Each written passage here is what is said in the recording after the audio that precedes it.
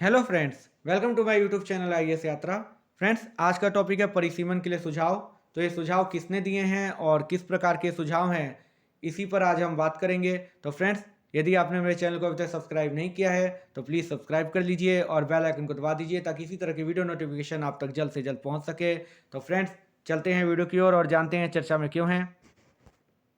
तो हाल ही में एक गैर सरकारी संस्था प्रणब मुखर्जी फाउंडेशन ने अगले परिसीमन के लिए सुझाव दिए हैं। परिसीमन से तात्पर्य किसी राज्य में विधानसभा और लोकसभा चुनाव के लिए निर्वाचन क्षेत्र की सीमा का निर्धारण करना है।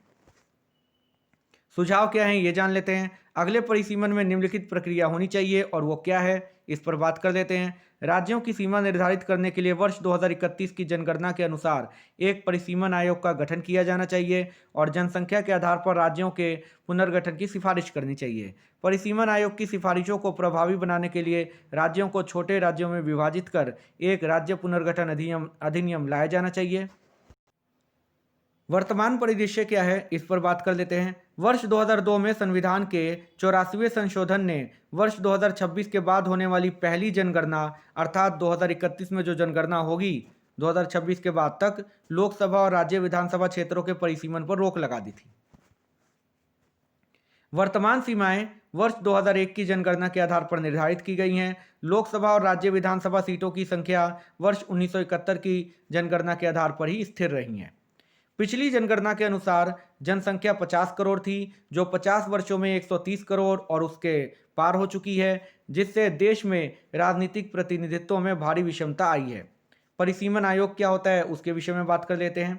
परिसीमन आयोग को भारत के राष्ट्रपति द्वारा नियुक्त किया जाता है और यह भारतीय निर्वाचन आयोग के सहयोग से काम करता है। परिसीमन आयोग को सीमा आयोग के नाम से भी जाना जाता है। प्रत्येक जनगणना के बाद भारत की संसद द्वारा संविधान के अनुच्छेद 82 के तहत एक परिसीमन अधिनियम लागू किया जाता है।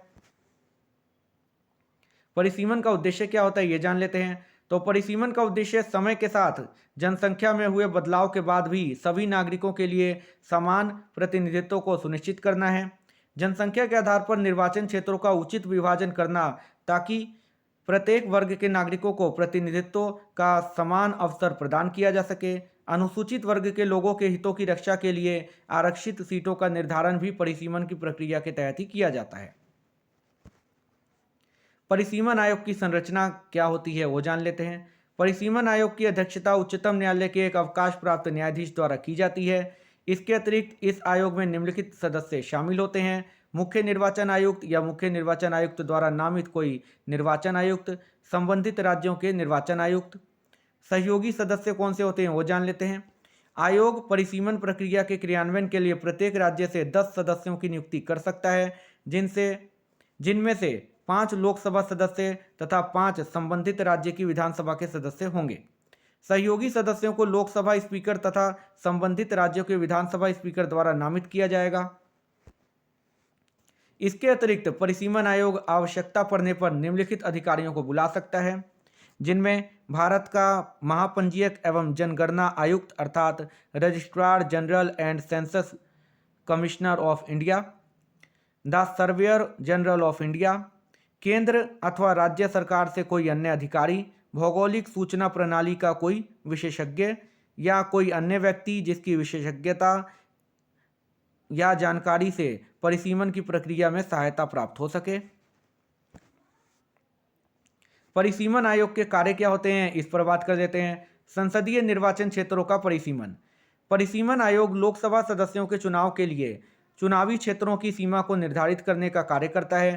परिसीमन की प्रक्रिया में इस बात का ध्यान रखा जाता है कि राज्य में लोकसभा सीटों की संख्या और राज्य की जनसंख्या का अनुपात पूरे देश में सभी राज्यों के लिए समान रहे।